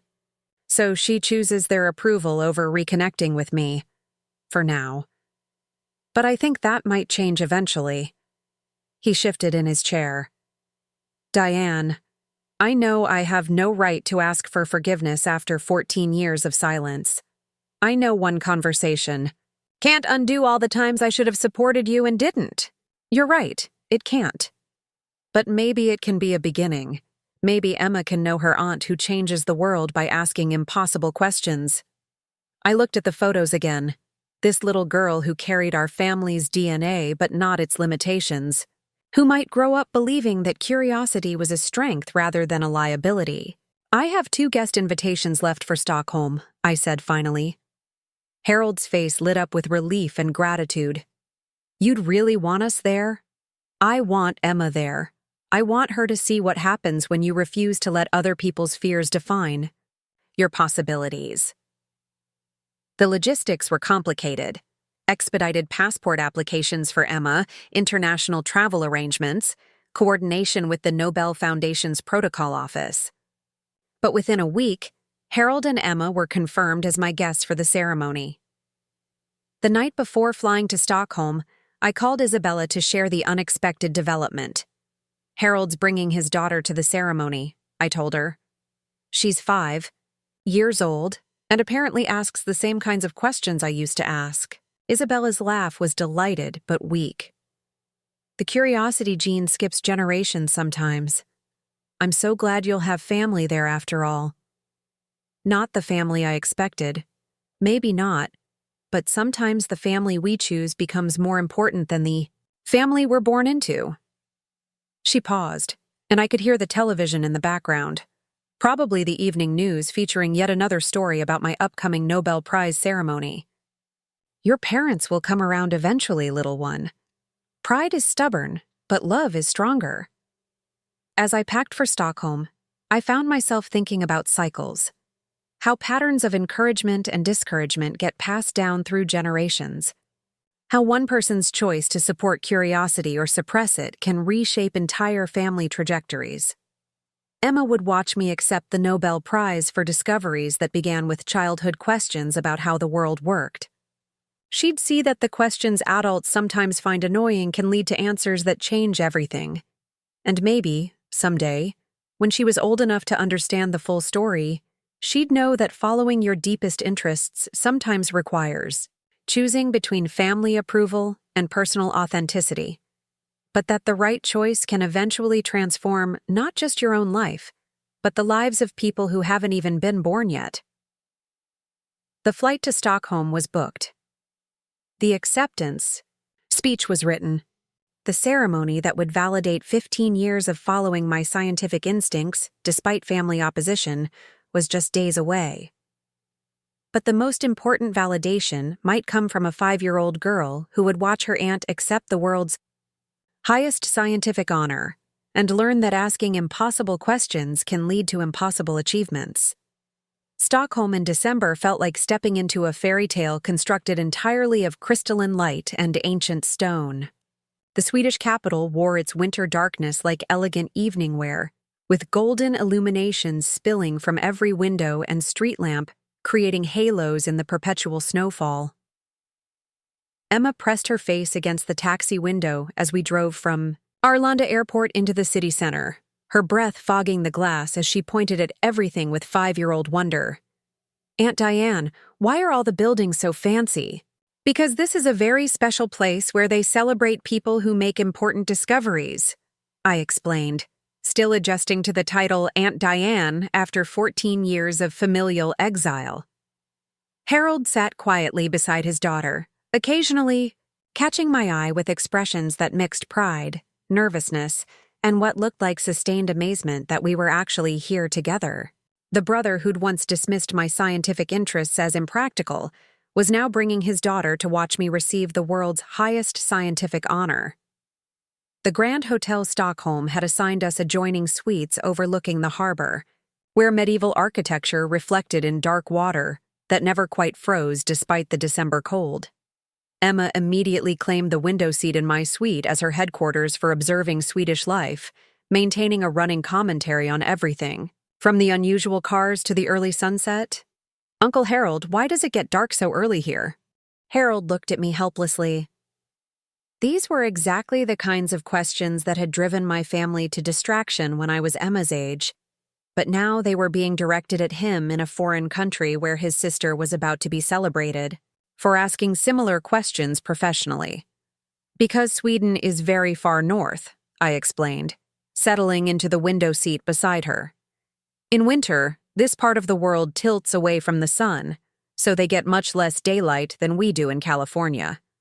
But why does the world tilt? Because when the Earth was forming billions of years ago, it got bumped by other space rocks, and that bump gave it a permanent lean." Emma considered this seriously. "So winter happens because of space rocks that hit us a really long time ago?" "Exactly." Harold watched this exchange with an expression I couldn't quite interpret. Later, as Emma explored the hotel's lobby with the confidence of someone who'd never learned that curiosity could be inconvenient, he pulled me aside. "She asks questions like that constantly. Sarah, my wife, thinks it's just a phase, but watching you with Emma," he shook his head, "you answer her questions like they matter, like she matters. They do matter. She does matter. I know that now. But it took seeing you here, about to accept the Nobel Prize for the same kind of curiosity that used to drive Dad crazy, for me to really understand what we lost when we stopped supporting you." The Nobel Foundation's welcome reception that evening was held in the Stockholm City Hall's Blue Hall, the same medieval space where the traditional banquet would take place in 3 days. Emma wore a navy dress that made her look impossibly grown up, her hand gripping mine tightly as we navigated conversations with laureates from physics, literature, and medicine.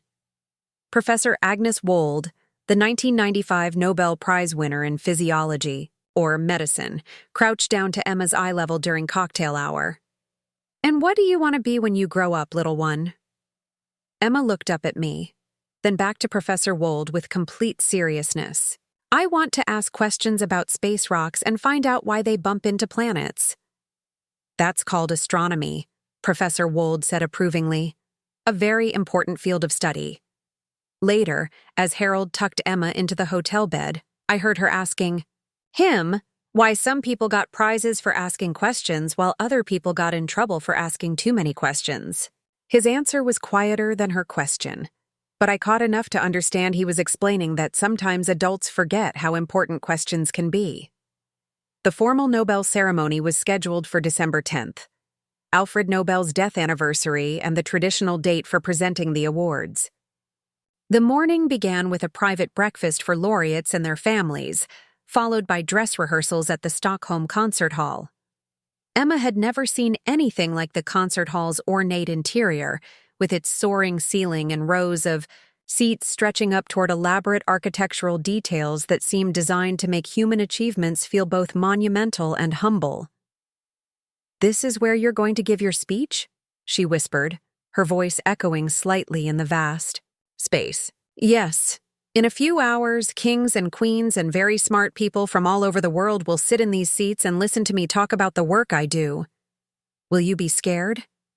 The question caught me off guard. I'd been so focused on the technical aspects of the ceremony, the protocol, the speech timing, the formal procedures, that I hadn't really considered the emotional reality of standing on this stage. A little bit scared, yes, but I'm also excited. Why scared?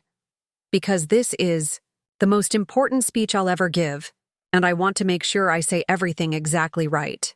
Emma nodded solemnly, as if she understood the weight of such responsibility. Then she brightened. "You could practice on me. I'm good at listening." That afternoon, in our hotel suite overlooking Stockholm Harbor, I delivered my Nobel acceptance speech to an audience of one very attentive 5-year-old. Emma sat cross-legged on the floor, chin propped in her hands, following every word with the intensity of someone who'd been specifically assigned to evaluate my performance. The speech focused on enzyme engineering and climate solutions, but it also touched on the importance of supporting scientific curiosity in young people, especially when that curiosity leads them toward unconventional paths. Questions that seem impractical today often become tomorrow's solutions to problems we didn't even know we had, I concluded, looking directly at Emma. The child who asks why plants grow toward light might someday design better solar energy systems. The teenager who wonders about molecular interactions might eventually create new medicines that save lives. Emma applauded enthusiastically. "That was really good, Aunt Diane, but you should also tell them about the space rocks that made winter happen."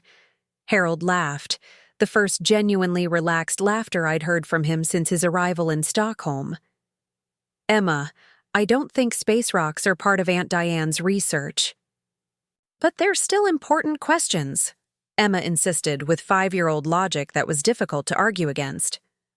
That evening, as I made final adjustments to my formal gown and prepared for the ceremony that would define the public culmination of my career, my phone rang with an international call from Phoenix. Isabella's voice was weaker than I'd heard it, but filled with excitement. "Little one, are you ready for your big moment?" "As ready as I can be." "The ceremony starts in 2 hours. I wish I could be there with you." "You are here with me, Grandma. Everything I've accomplished started with the confidence you gave me to ask questions that other people thought were inconvenient. Your parents are watching tonight," she said quietly. The admission caught me completely off guard. "What?" "They're coming over to watch the ceremony on my television. They haven't said much about it, but your mother called this morning to ask what time it starts in Phoenix. After 14 years of refusing to acknowledge my career, they're going to watch me accept the Nobel Prize? Sometimes pride and love get tangled up in ways that take years to sort out. Maybe tonight will help with the sorting." An hour later, I stood in the wings of Stockholm Concert Hall, watching dignitaries and laureates take their places on stage. Through a gap in the curtains, I could see the audience. Nearly 1,000 people representing the pinnacle of human intellectual achievement, all gathered to celebrate discoveries that expanded the boundaries of human knowledge. Emma sat in the front row next to Harold, wearing the navy dress and a serious expression that suggested she understood the magnitude of what was about to happen. When she spotted me peeking through the curtains, she waved with uninhibited enthusiasm that made several Nobel Committee members smile. King Carl XVI, Gustav, delivered the opening remarks in Swedish, followed by English translations that echoed through the hall's perfect acoustics. One by one, laureates in physics, literature, and medicine were called forward to receive their awards and deliver their acceptance speeches. Then came the moment I'd been working toward for 15 years. The Nobel Prize in Chemistry is awarded to Dr. Diane Hartwell of the United States for her groundbreaking work in enzyme engineering and carbon conversion technologies that have revolutionized approaches to climate change mitigation. I walked across that stage feeling the weight of every decision that had brought me to this moment. Leaving home for MIT despite family opposition, choosing graduate school over practical career options, pursuing research that seemed impossibly ambitious, following scientific instincts even when they led away from family approval. But I also felt the presence of everyone who'd supported the journey. Isabella planting seeds of possibility in a desert garden, Dr. Martinez encouraging a 14-year-old's chemistry questions, Dr. Reeves offering research opportunities to an uncertain undergraduate, Harold choosing to reconnect after 14 years of silence. As I accepted the Nobel medal from King Carl XVI Gustav, I thought about cycles, how patterns of encouragement and discouragement get passed down through generations, how one person's choice to support curiosity can reshape entire family trajectories. The acceptance speech that followed would be broadcast around the world, including to a living room in Phoenix, where my parents would watch their disowned daughter receive the highest honor in science. But at that moment, standing on the Stockholm Concert Hall stage with the Nobel Prize in my hands, I was thinking about Emma sitting in the front row, the next generation, learning that questions adults sometimes find inconvenient can lead to answers that change everything. The applause was thunderous, but through it all, I could hear one voice shouting, louder than all the rest, "That's my Aunt Diane!" For the first time in 15 years, I felt like I had family in the audience celebrating my achievements instead of questioning my choices. The real test, however, would come in the days following the ceremony, when the global attention faded, and I had to decide whether this recognition could bridge the gap that had divided my family for over a decade. The Nobel banquet at Stockholm City Hall that evening felt like dining inside a medieval cathedral designed by angels who specialized in golden light and impossible elegance. Emma sat beside me at the head table, her eyes wide as servers presented course after course of Swedish delicacies, while the Royal Stockholm Philharmonic Orchestra provided a soundtrack that made every conversation feel historically significant. "Aunt Diane," she whispered during the fish course, "why is everyone being so fancy?" "Because tonight is about celebrating discoveries that help make the world better," I explained, cutting her salmon into manageable pieces. When people work really hard to solve important problems, sometimes the whole world wants to say thank you. King Carl XVI. Gustav raised his glass for the traditional toast, and Emma carefully lifted her crystal goblet of sparkling apple cider, mimicking the formal gestures she'd observed throughout the evening. Harold caught my eye across the table, his expression mixing pride and amazement that we were actually here together. But my mind kept drifting to Phoenix, where Isabella had told me my parents were watching the ceremony coverage. After 14 years of refusing to acknowledge my scientific career, what were they thinking as they saw their disowned daughter dining with royalty and Nobel laureates? The flight home to California 3 days later felt like transitioning between two different realities. Emma chattered excitedly about everything she'd experienced: the ice skating, the museum visits, the horse-drawn carriage ride through Gamla. Stan, while Harold studied the Nobel medal I'd let him hold during takeoff. "It's heavier than I expected," he said, turning the gold disc over in his hands. "Everything about this week has been heavier than I expected. Good heavy or bad heavy? Both, I think." Emma had fallen asleep against my shoulder somewhere over the Atlantic, and Harold and I found ourselves having the first real conversation we'd managed since his surprise appearance at Berkeley 2 weeks earlier. "Diane, I need to tell you something about what's been happening at home. About Mom and Dad watching the ceremony. About everything." He glanced down at Emma to make sure she was truly asleep. The Nobel Prize announcement changed something in our family dynamic. Not immediately, but gradually, over the past month. Changed how? Sarah called me the day after your win was announced. She was crying, happy crying, but also regret crying. She said she'd been following your career for years through scientific journals and news articles, collecting everything you published, but she was too afraid to reach out because she thought it would create conflict with Mom and Dad. This revelation hit me like a physical blow. Sarah's been following my research for almost a decade. She has a folder in her apartment with printouts of every paper you've published, every conference presentation you've given, every award you've received. She's been proud of you this whole time, but couldn't figure out how to express it without disrupting the family equilibrium. And our parents? Harold was quiet for a long moment, looking out at the clouds below us. That's more complicated. Dad's been struggling with something for the past few years. Remember how he always worked for that pharmaceutical company? Of course. 3 years ago, they started using enzyme-based manufacturing processes for some of their drug production. Dad's been working directly with industrial applications of the same basic technology you pioneered. Every day he goes to work and sees how enzyme engineering is revolutionizing his industry. I stared at him. He's been working with applications of my research? Not your specific enzymes, but the whole field you helped create. His colleagues talk about the Hartwell enzyme like it's the most important breakthrough in green chemistry. They quote your papers in production meetings. Dad sits in conference rooms listening to people discuss how your discoveries are reshaping their entire approach to pharmaceutical manufacturing. Has he said anything about the connection? Not directly.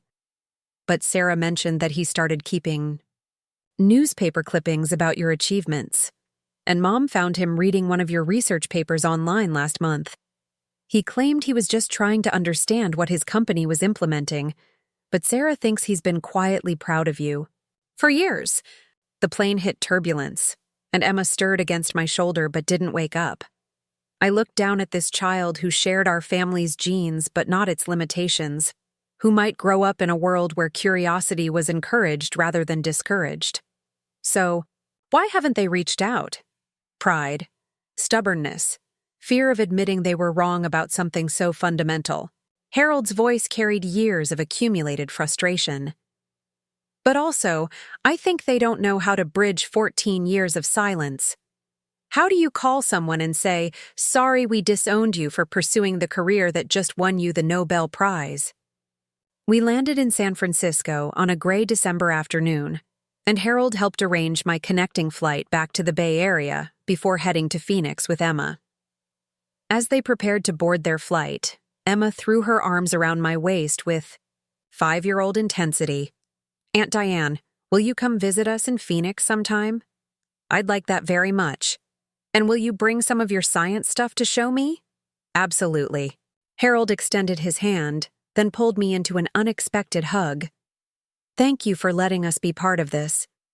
Emma's going to remember Stockholm for the rest of her life, and she's going to remember that her aunt changed the world by asking important questions. Thank you for coming, for reaching out after all these years, for breaking the cycle." It was time. Back in Berkeley, I attempted to return to normal life, but everything felt different. The Nobel Prize had created a permanent shift in how the world perceived my work and, consequently, how I perceived myself.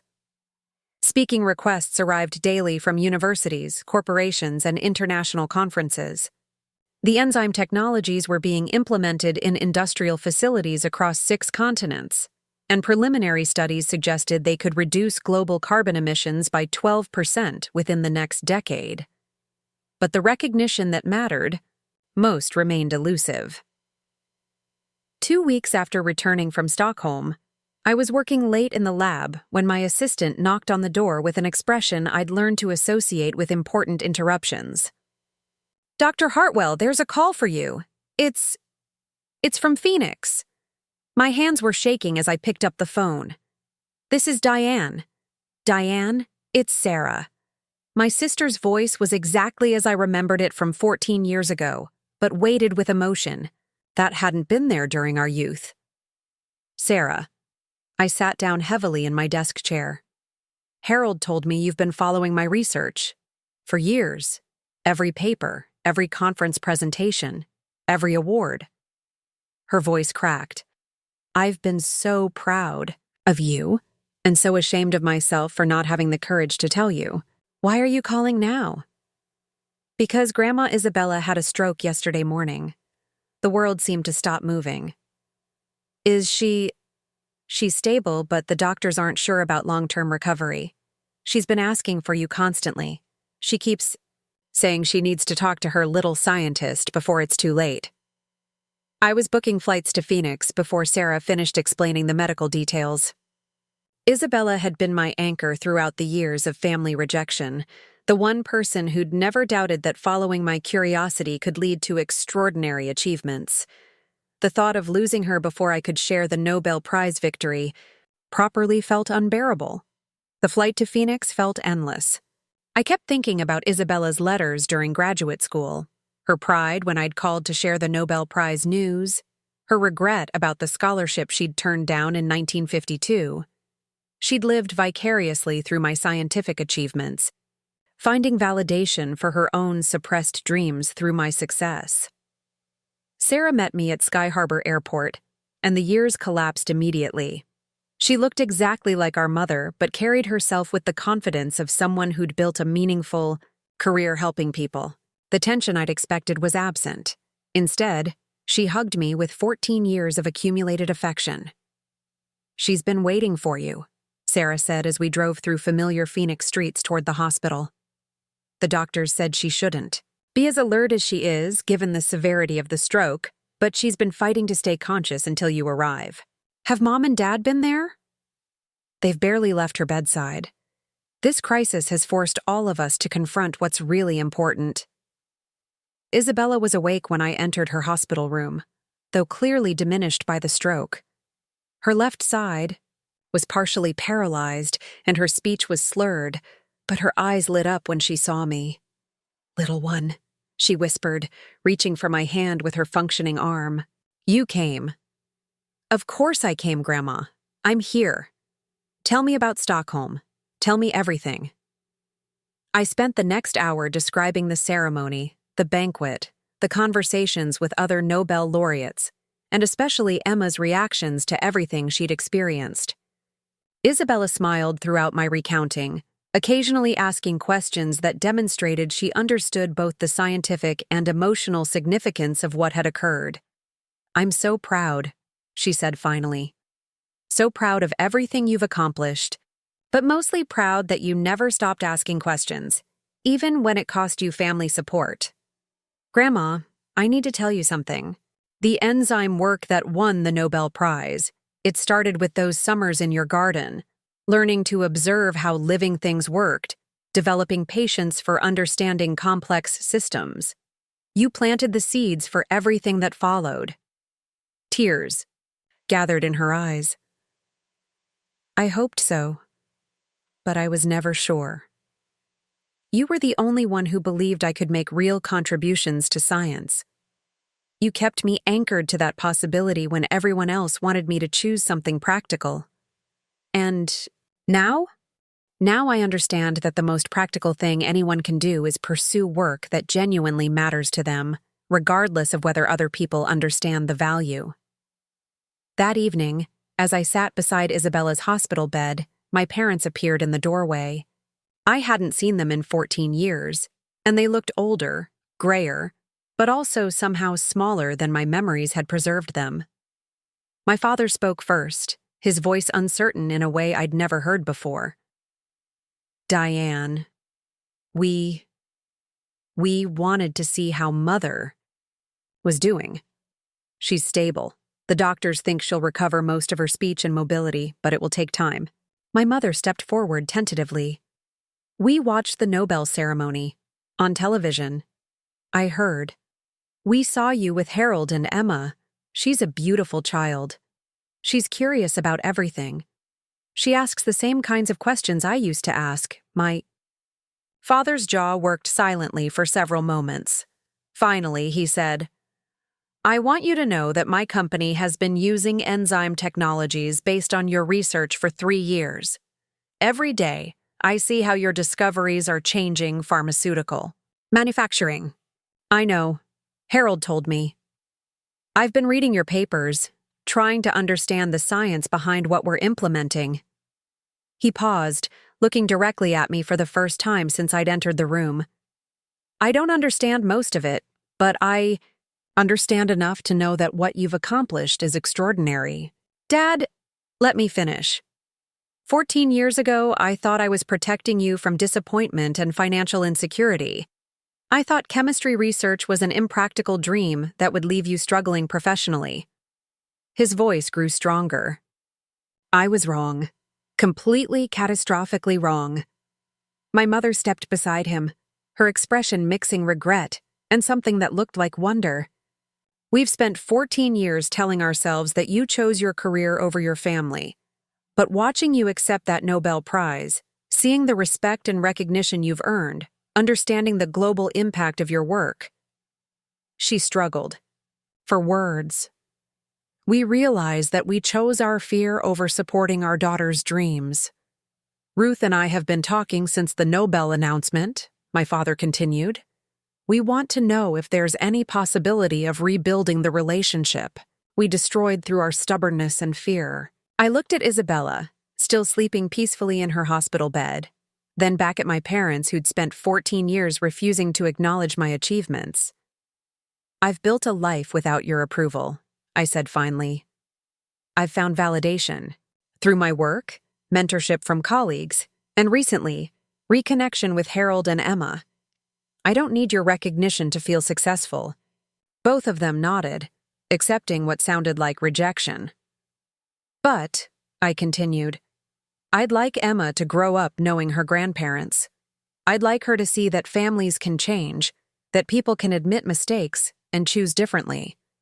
And I'd like Isabella to spend her remaining years knowing that our family found its way back to love, even if it took a Nobel Prize to show us the path." My mother started crying. Not sad tears, but the kind of emotional release that comes when long-held tension finally dissipates. "We'd like that too," my father said quietly. "More than anything." 6 months later, I was back in Phoenix for Emma's 6th birthday party, held in the backyard of Harold's house where she'd set up an elaborate science experiment station featuring baking soda volcanoes, plant growth observations, and a collection of interesting rocks she'd been studying. My parents were there, awkwardly, but genuinely trying to connect with their Nobel laureate daughter. Sarah had brought her own children, twin boys who were fascinated by their aunt's stories about molecular engineering. Isabella, recovered enough to walk with a cane, supervised. Emma's experiments with the same patient encouragement she'd once shown me. "Aunt Diane," Emma called from her makeshift laboratory. "Why do some rocks sparkle and others don't?" "That depends on their crystal structure and the minerals they contain," I explained, crouching down beside her collection. "Would you like to learn about crystallography?" "What's crystallography?" "It's the science of understanding how atoms arrange themselves in different patterns to create different materials." Emma's eyes lit up with the same fascination I'd felt at her age when Isabella had first encouraged my questions about how the world worked. But this time, instead of adults suggesting that such questions were impractical or inconvenient, Emma, was surrounded by family members who understood that curiosity was something to be celebrated rather than discouraged. My father approached as I was explaining atomic structures using Emma's rock collection as visual aids. "She reminds me of you." "At that age," he said quietly. "Yes, but she's going to grow up in a family that encourages her questions instead of trying to redirect them toward more conventional interests." He nodded, accepting the implied criticism. "We're learning. It's taken us 14 years and a Nobel Prize to understand what Isabella knew all along, that supporting someone's deepest interests is the greatest gift a family can offer." That evening, as the birthday party wound down and extended family members began heading home, Isabella asked me to join her in the garden where my scientific curiosity had first been nurtured. "You've accomplished everything I dreamed of and more," she said, settling carefully onto her old gardening stool. "But what makes me happiest is seeing Emma grow up in a family that will support whatever questions she decides to pursue." "The cycle is broken," I agreed. "She'll never have to choose between family approval and following her deepest interests." "And your parents?" "They're trying. It's awkward and sometimes painful, but they're genuinely attempting to understand what they missed during all those years of estrangement." Isabella smiled, looking out at the desert garden where she'd first taught me to pay attention to how living things adapted and thrived. Sometimes the most important discoveries take decades to fully appreciate. As I flew back to California the next morning, I realized that winning the Nobel Prize had been the easy part. The real achievement was learning that families, like complex chemical systems, could undergo fundamental transformations when the right conditions finally aligned. My phone buzzed with a text from Emma. "Aunt Diane, I found a new kind of rock that changes colors in different light. Can you help me figure out why when you visit next time?" I smiled, typing back, "Absolutely. That sounds like an excellent question for a future scientist to investigate." The plane climbed through Arizona's endless blue sky, carrying me back to Berkeley and the laboratory where I'd continue pursuing the kinds of questions that had once made me an outcast in my own family. But now, finally, I was carrying something else. The knowledge that the family who'd once banned me from Thanksgiving for refusing to abandon my dreams had learned to celebrate the very curiosity they'd once tried to suppress. Sometimes the most important victories aren't the ones that change the world. Sometimes they're the ones that change the people who matter most. Looking for more? We've got 2 amazing stories ready for you right on screen. If this one touched you, these are absolutely worth your time. Click to watch them now. And hey, subscribe and hit that bell to never miss our latest uploads.